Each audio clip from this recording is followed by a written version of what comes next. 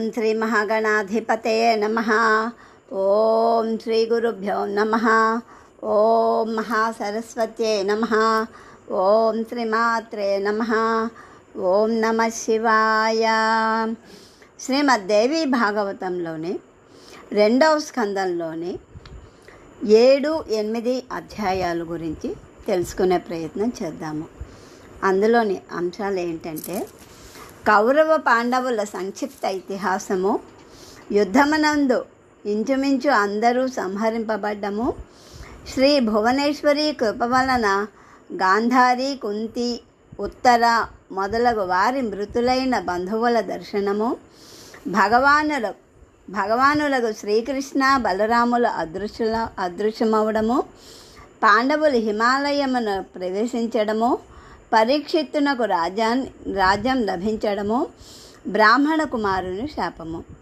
ఇవి ఈ యొక్క అధ్యాయంలోని ముఖ్యమైన అంశాలు అన్నమాట. వీటి గురించి మనం తెలుసుకుందాము. నిన్నటి రోజున పాండురాజు సత్యవతిని, సంతన మహారాజు సత్యవతిని వివాహం ఆడడము, సత్యవతి వాళ్ళ 2 కొడుకులు పుట్టడము, సంతన మహారాజు కాలధర్మం చెందడము, తర్వాత ఇద్దరిలోని పెద్దవాడు మరణించడము, మళ్ళీ 2వ వాడికి ఏమొచ్చి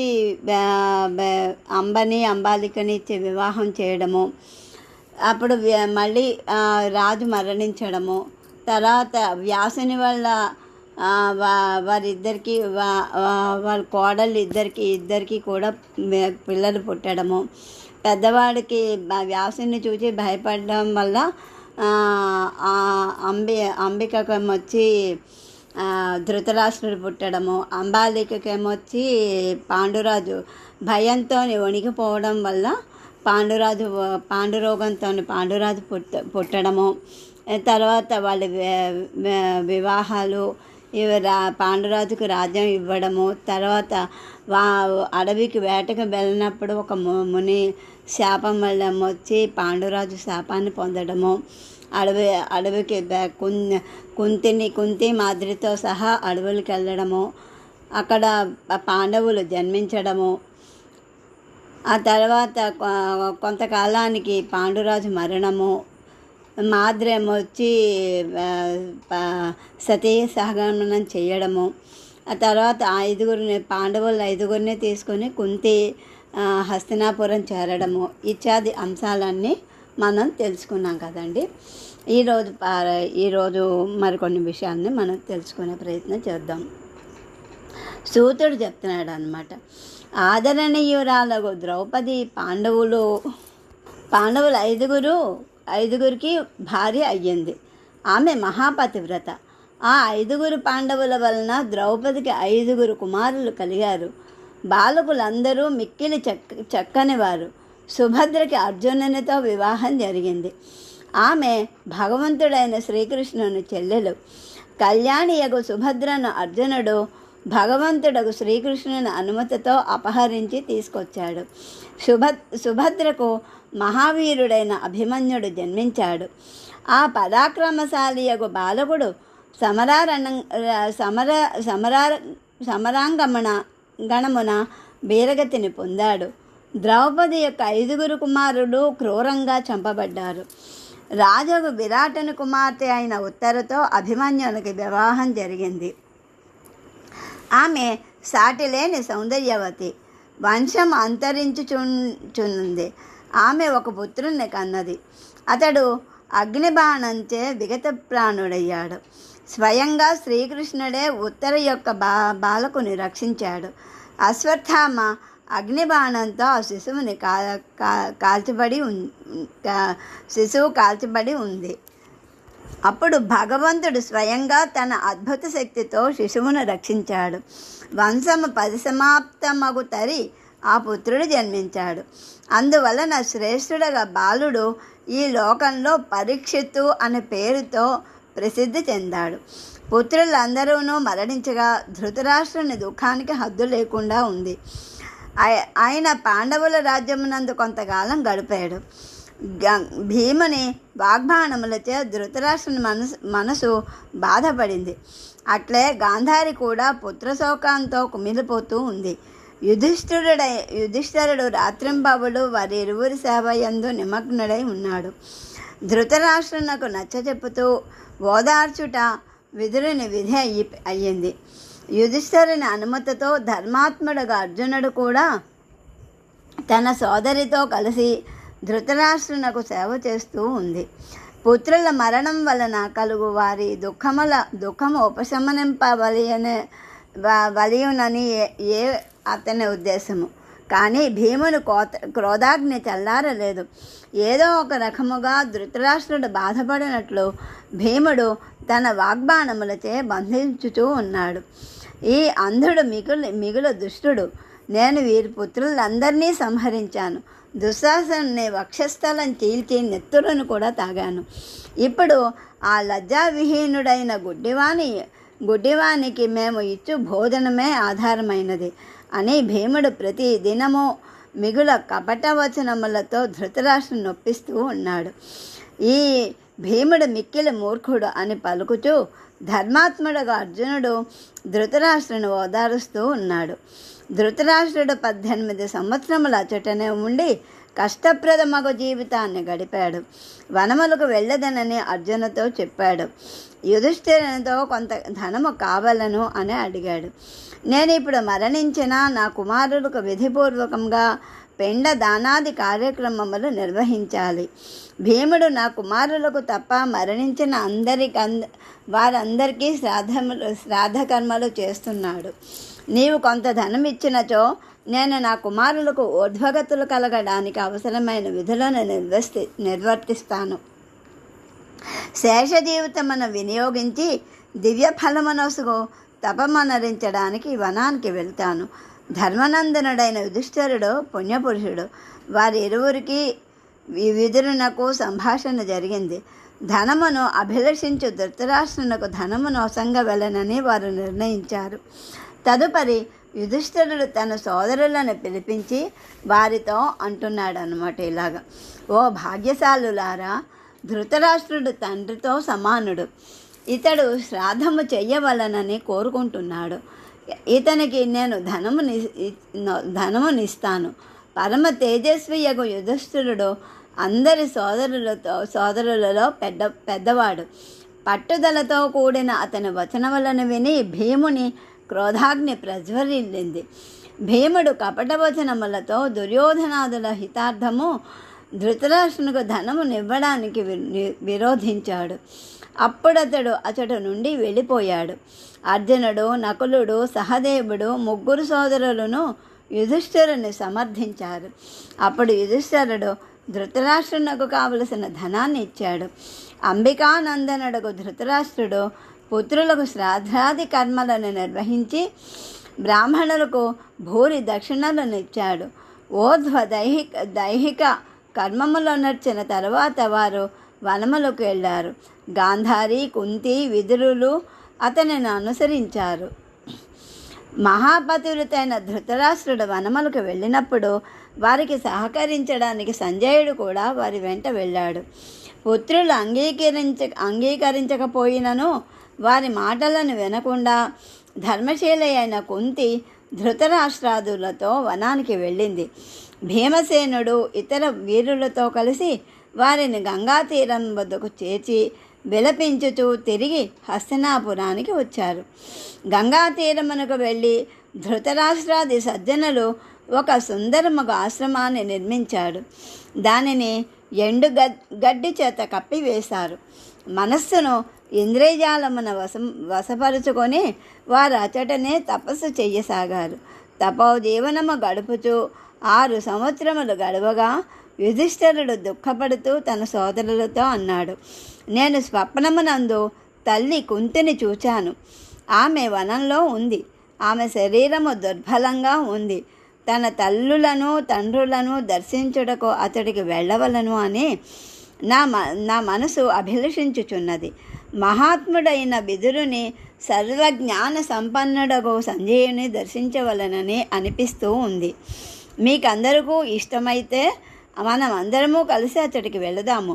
యుధిష్ఠిరుని వచనాలు విని సోదరులందరూ సుభద్ర, ద్రౌపది, విరాటుని కుమార్తె అయిన ఉత్తర అనేకులు పురజనులు అందరూ అతడికి బయలుదేరారు. వృద్ధులైన తల్లిదండ్రులను చూడడానికి అందరూ ఉబలాట పడ్డారు. శతాయుపాశ్రమమునకు చేరి వారందరినీ కలిశారు. కానీ విదురుడు కనిపించలేదు. అప్పుడు యుధిష్ఠిరుడు, మహారాజా, ధీమంతుడైన విదురుడెక్కడా అని ధృతరాష్ట్రుడిని అడిగాడు. అప్పుడు ధృతరాష్ట్రుడు అంటున్నాడు అనమాట, విదురుడు గొప్ప త్యాగపురుషుడు. ఆయనకు మనసులో ఏ విధమైన కోరిక లేదు.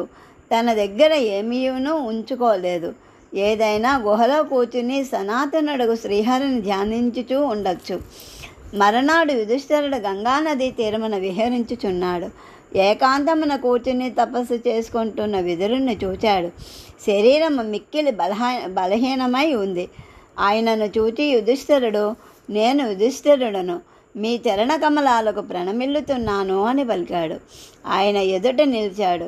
విదురునకు ఆ శబ్దం వినబడు లోపలే పుణ్యాత్ముడకు విదురుడు మట్టిలో కలిసిపోయాడు. ఏమీయూ మాట్లాడలేదు. ఒక్క క్షణము తర్వాత అతని ముఖము నుండి ఓ అద్భుత దివ్య తేజస్సు వెలువడింది. యుధిష్ఠిరుని యందు కలిసిపోయింది. వారిరువురును ధర్మం యొక్క అంశము నుండి ఉద్భవించిన వారు కనుక ఒకరిలో ఒకరు కలిసిపోయారు. ఇట్లు విదురుని పాంచభౌతిక శరీరము శాంతించింది. యుధిష్ఠిరుడు మిక్కిలి దుఃఖితుడయ్యాడు. మృత శరీరమును దహనం చేయడానికి తగిన ఏర్పాట్లను చేశాడు. ఇంతలో స్పష్టముగా వినబడుచు ఆకాశవాణి ఇట్లు పలికింది, రాజా, మీ విదురుడు మిగులు త్యాగి. ఇతనికి దహన సంస్కారాలు చెయ్యరాదు. మీరు స్వేచ్ఛగా వదిలి వెళ్ళిపోండి అని. ఆకాశవాణిని విని వారందరూ గంగానదీ జలమునందు స్నానం ఆచరించారు. ధృతరాష్ట్రుని సమీపించి జరిగినదంతయో ఆయనకి వినిపించారు. ఆ సమయంలో పంచపాండవులతో సహా అనేక నాగరికులు ఆ ఆశ్రమంన ఉన్నారు. సత్యవతీ నందనుడగు వ్యాసుడు, నారదుడు, అనేక మహాత్ములు, మునీంద్రులు ధర్మనందుని కలియడానికి అతడికి వచ్చారు. అప్పుడు కుంతీదేవి శుభదర్శనుడగు వ్యాసునితో ఈ విధంగా పలికింది, ద్వైపాయన, నేను నా కుమారుడైన కర్ణుణ్ణి పుట్టినప్పుడు చూశాను. తపోధన, నా మనసు మిక్కిలి దుఃఖంతో ఉంది.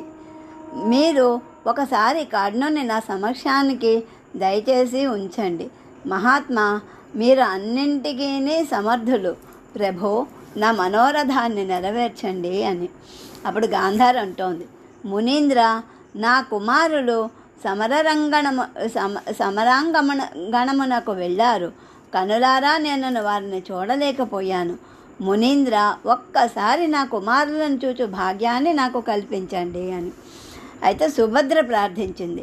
అభిమన్యుడు గొప్ప ప్రతాపశాలి అయిన వీరుడు. అతను ప్రాణముల కంటే అధికముగా అతనిని ప్రేమించితిని. తపోధన, సకల జ్ఞాన సంపన్నులు నేను నా కుమారుని చూడవలను అని ప్రబల ఇచ్ఛను కలిగి ఉన్నాను. దయచేసి అతనిని నా ఎదుట సాక్షాత్కరింపచేయండి అని సుతుడు మళ్ళీ ఇంకా చెప్తున్నారనమాట.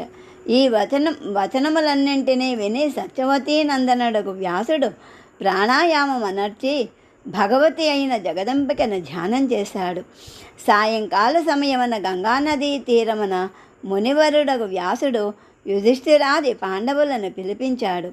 పుణ్యశాలి అయిన భగీరథి యందు స్నానములాచరించి అందరూను ఆ జగజ్జనని అయిన దుర్గాదేవిని స్తుతించారు.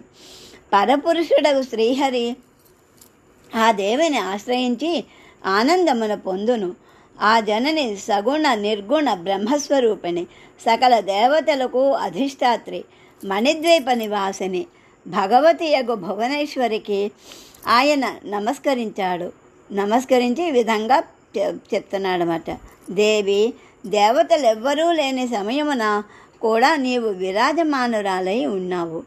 నేను నీ చరణాలకి ప్రణమిల్లుతున్నాను. జలము, వాయువు, పృథివీ, ఆకాశము వాటి యొక్క శబ్ద స్పర్శాది గుణములు, ఇంద్రియములు, అహంకారము, మనస్సు, బుద్ధి, సూర్యచంద్రులు లేనప్పుడు కూడా శోభితురాలవై ఉన్నావు. భగవతి జగదంబిక, నీకు నమస్కరిస్తున్నాను.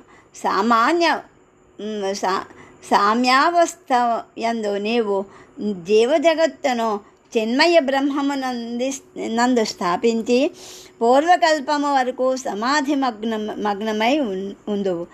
పరమ స్వతంత్రురాలువగు నువ్వు. తెలుసుకొను, వివేకవంతుడైన పురుషుడెవ్వడూ లేడు. తల్లి, ఈ ప్రాణములు మరణించిన తమ వ్యక్తులను మరలా చూడవలను అని నన్ను ప్రార్థిస్తున్నారు. నాలో అట్టి సామర్థ్యములు ఎక్కడున్నాయి తల్లి? అందువల్ల స్వర్గవాసులైన వీరు పొరజనులను శీఘ్రముగా దయచేసి చూపించుమమ్మా అని భగవతిని ప్రార్థిస్తున్నాడు అనమాట వ్యాస భగవానుడు. అని సూతుడు మళ్ళీ ఇలా చెప్తున్నాడు. ఇట్లో వ్యాసుడు వినయముతో భగవతి భువనేశ్వరిని ప్రార్థించగా ఆ జగన్మాత దివంగత నరేషులను పిలిపించి వారి సమ్ముఖమున నిలిపింది. తిరిగి వచ్చిన తమ పరిజనులను చూచి కుంతి, గాంధారి, సుభద్ర, ఉత్తర పాండవులందరూ మోహ పరవశులయ్యారు. వ్యాసుడు అపరిమిత తేజ సంపన్నుడు. ఆయన ఇంద్రజాలము వలె ఈ సంఘటన వారి ముందుంచి భగవతి మహామాయను ధ్యానించాడు. తదుపరి స్వర్గవాసులైన వీరులు తిరిగి వెళ్ళిపోవడానికి ఆ దేవి ఏర్పాట్లు గావించింది. ఇది చూచి సకల పాండవులు, మునిగణములు మార్గమధ్యమున వ్యాసుని గురించి చర్చించుకొనుచు హస్తినాపురానికి వెళ్ళిపోయారు అని సూతుడు చెప్తున్నాడు అనమాట. మళ్ళీ దీని తర్వాత 3వ రోజున ఆకస్మికముగా వనమనందు అగ్ని రగులుకుంది. అందులో ధృతరాష్ట్రుడు, గాంధారి, కుంతి అందరూ కాలి భస్మమయ్యారు. ఆ సమయమున సంజయుడు రాజగు ధృతరాష్ట్రుని వదిలిపెట్టి తీర్థయాత్రలకు వెళ్ళాడు. నారదుని ద్వారా ఈ విషయం విని యుధిష్ఠిర మహారాజు మిక్కిలి దుఃఖించాడు.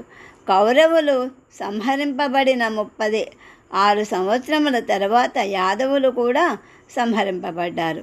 బ్రాహ్మణ శాపం చేత వారు ప్రభాస క్షేత్రానికి వెళ్ళి నశించారు. వారిలో వారు పోట్లాడుకున్నారు.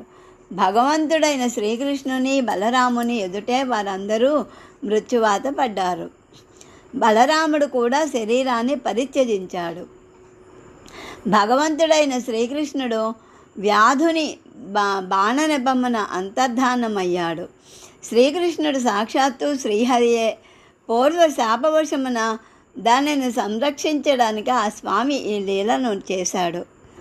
భగవంతుడు శ్రీకృష్ణుడు అంతర్ధానమైన అప్రియ విషయములను విని వసుదేవుడు, భగవతి, భువనేశ్వరిని ధ్యానించారు. ప్రాణేంద్రియములను పవిత్రము చేసుకొని ఆయన కూడా దేహపరిత్యాగం చేశాడు. తర్వాత దుఃఖసాగరమున మునిగి అర్జునుడు ప్రభాస క్షేత్రమునకు వెళ్ళిపోయాడు. అతడు మరణించిన వారికి అందరికీ ఆయన దహన సంస్కారాలు చేశాడు.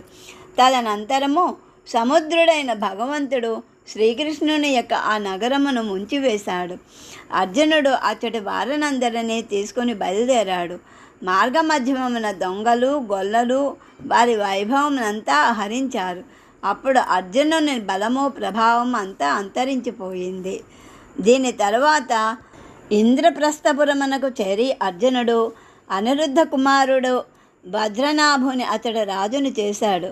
వ్యాసుడు ఎదుట తన దుఃఖాన్ని ప్రకటించాడు. అప్పుడు ఆ మునిశేఖరుడు అర్జునుని ఊరడించాడు. మహామతి, భగవంతుడు ఎలా ధారాతలమున అవతరించును, మరలా ధరాతలమున అవతరిస్తాడు. నీవు కూడా వెంటనుంటావు. అప్పుడు నీ ప్రచండ తేజస్సు మరలా ప్రదీప్తమవుతుంది.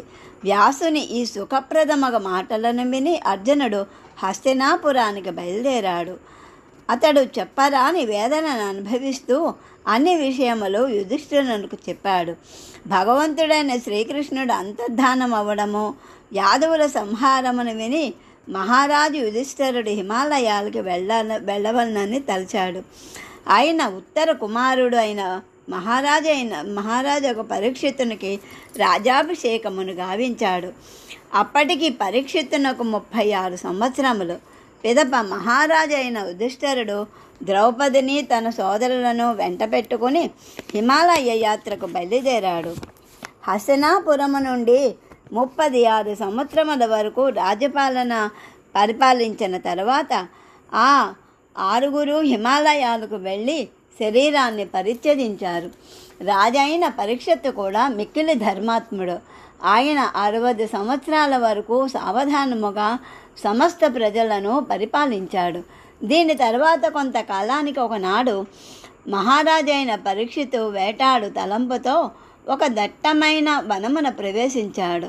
ఒక మృగమును వెతుకుచూ ఉత్తరానందనుడు మహారాజు అయిన పరీక్షిత్తు అలసిపోయాడు. ఆకలి దప్పులతో వ్యాకుల పాటుకు లోనయ్యాడు. ఆయన సర్వాంగములు ఎండతో వేడెక్కుతూ ఉన్నాయి. ఇంతలో సమీపమున ఒక ముని కనిపించాడు. ఆ సమయమున ఆ ముని ధ్యానమగ్నుడై ఉన్నాడు. రాజు అతురుడై ఆ మునిని జలము కావాలి అని అడిగాడు. ముని మౌనమును వహించి ఉన్నాడు. సమాధానమేదియూ ఇవ్వలేదు. ఆకలి దప్పులతో వ్యాకులుడైన రాజైన పరీక్షిత్తు క్రోధితుడయ్యాడు. ఒక మృత సర్పమును ధనస్సు కొలను తగిలించి కలి ప్రభావమున ప్రభావితుడై పరీక్షిత్తు ఆ ముని మెడలో దానిని వేశాడు. అప్పుడు కూడా మునీంద్రుడు మౌనంగానే ఉన్నాడు. ఆయన సమాధి భంగం కాలేదు. రాజు పరీక్షిత్తు కూడా తన ఇంటికి వెళ్ళిపోయాడు. ఆ మునిని గవిజాతుడను పేరు గల మహా తేజస్వి తపోనిష్ఠుడైన పుత్రుడున్నాడు. అతను అపరిమిత శక్తి సంపన్నుడు. సమీపమునందు అడవిలో ఆడుకుంటూ ఉన్నాడు. అతనికి ఈ విషయం తెలిసింది. మిత్రులు అతనితో, మునికుమారా, ఇప్పుడే మీ తండ్రి మెడలో ఎవరో మరణించిన సర్పాన్ని వేలాడదీశారు అని పలికాడు. మిత్రుల నోటి వెంట వచ్చిన వచనాలను విని మునికుమారుడు కోపంతో ఊగిపోయాడు. వెంటనే అతడు జలమును చేతియందు తీసుకుని పరీక్షిత్ మహారాజునకు, నా తండ్రి మెడలో మృత సర్పము వేసిన ఆ నరాధముడు నేటి నుండి 7వ దినమున రాత్రి తక్షక సర్పము చేత కాటువేయబడతాడు అని శాపాన్నిచ్చాడు.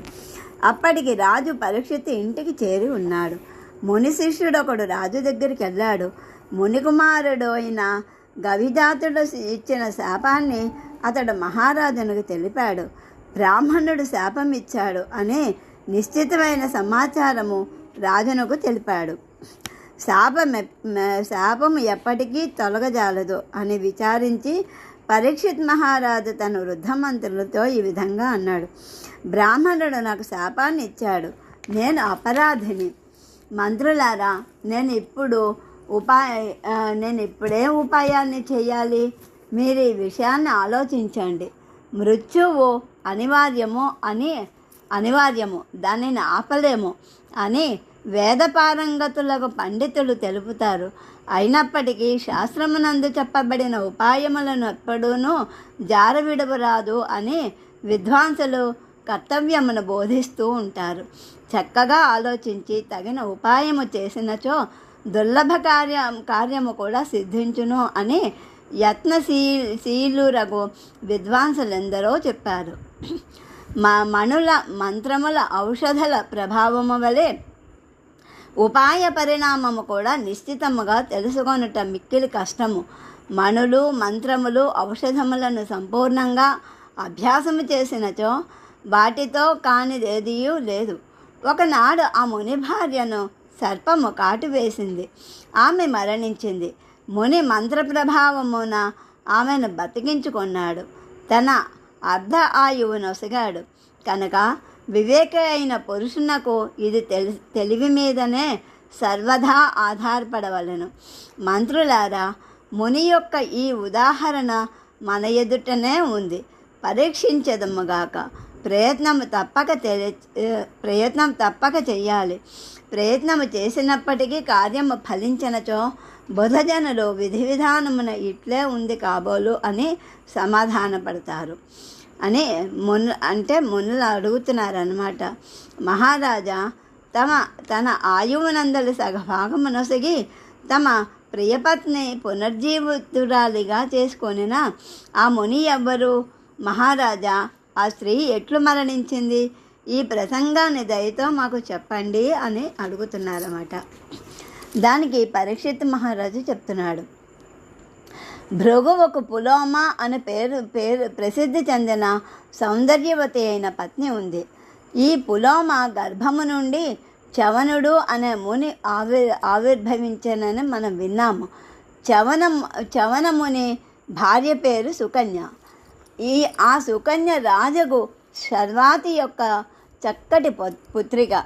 సుకన్య గర్భమున శ్రీమంతుడగు ప్రమతి పుత్ర రూపమున జన్మించాడు. అతడు మిక్కిలి ఖ్యాతి వహించిన రాజు. ప్రమతి యొక్క భార్య పేరు ప్రతాపి. ఆమె కూడా ఆయన వలె ఆదరణీయురాలు. ప్రతాపి గర్భము నుండి రురుడను పేరు గల మునికుమారుడు జన్మించాడు. ఆయన పరమ తేజస్ సంపన్నుడు. అదే కాలమున స్థూలకేశుడను పేరుతో ప్రసిద్ధుడైన ఒక ముని ఉన్నాడు. ఆయన మిక్కిలి తపస్సంపన్నుడు, ధర్మాత్ముడు, సత్యవాది. ఒకనాడు మేనక అను పేరు గల దివ్య పరమసుందరి అయిన అప్సరస నదీ తీరమునకు వచ్చింది. ఆమె జలమునందు క్రీడిస్తూ ఉంది. త్రిలోక సంచారి అయిన ఆ అప్సరసకు విశ్వవసుడు ముని సమాగమయ్యాడు. ఆమె గర్భవతి అయి వెళ్ళిపోయింది. స్థూలకేశుడును ముని ఆశ్రమ సమీపమునకు చేరి మేనక అన్న కన్యను ప్రసవించాడు. త్రిలోక సుందరి అయిన ఆ అనాథ కన్యను నదీ తటమునందు చూచి ముని స్థూలకేశు ఆమె దగ్గర ఉంచుకున్నాడు. అతడే ఆమెను పెంచి పెద్ద చేశాడు. ముని ఆమెకు ప్రమద్వర అని నామకరణం చేశాడు. సమయానుకూలముగా ఆమెకు యవ్వన దశ ప్రాప్తించింది. ఆమె యందు సకల శుభలక్షణాలు సంపన్నమై ఉన్నాయి. మునివరుడైన రురుడు ఆ ప్రమద్వరయను పేరుగల కన్యను చూశాడు. ఇంకా తర్వాత ఏం జరిగిందన్నది రేపటి పారాయణలో మనం తెలుసుకునే ప్రయత్నం చేద్దాము. ఓం శ్రీమాత్రే నమః. ఈ ఆడియో కనుక మీకు నచ్చినట్లయితే శివకేశవ ఆడియోస్ ఛానల్ని సబ్స్క్రైబ్ చేయండి. పక్కనే ఉన్న గంట సింబల్ని నొక్కి ఛానల్ని సబ్స్క్రైబ్ చేసి లైక్ చేసి షేర్ చేయండి. మీ యొక్క అమూల్యమైన సలహాలను సూచనలను కిందన కామెంట్ బాక్స్లో తెలియజేసి నన్ను ఆశీర్వదించి ముందుకు నడిపించండి. ధన్యవాదములు.